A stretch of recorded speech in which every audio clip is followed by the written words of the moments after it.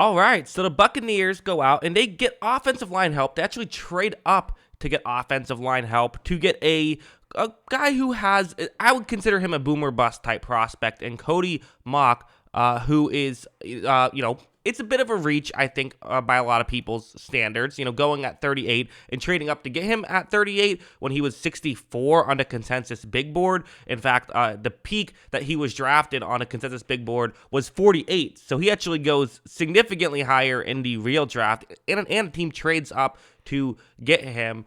There's some intrigue with him. He's someone who, came out of North Dakota State. That's kind of the main thing you have to talk about. And there's always some of these prospects that come out of North Dakota State, and you have to have some reservations there because you just they're so talented and often have very little competition that they're playing against. So there's been a lot of players who have kind of gotten drafted out of there and had it not work out. There's also been players like Christian Watson who get drafted out of there as sort of a question mark and end up doing really good. Carson Wentz is a selection from there as well. Been a couple quarterbacks. Trey Lance, another guy. But for the offensive line position, it's a big swing, and who knows how it's going to hit.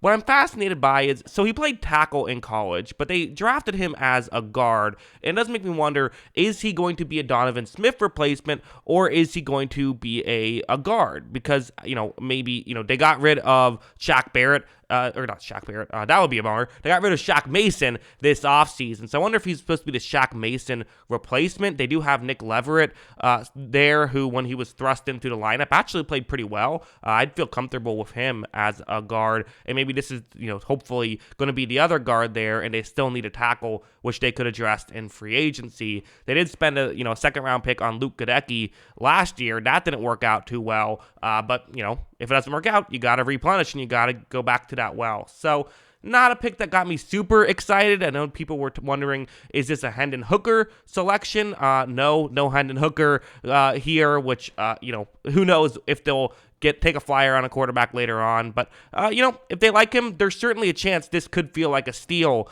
come, next season. But for me, it's not my favorite selection. But again, at day 2, I'm more okay with you just kind of selecting your guy at this point. But yeah, those are my thoughts. What are yours? Let me know in the comments below. Always love hearing from you. And of course, as always, thanks for watching.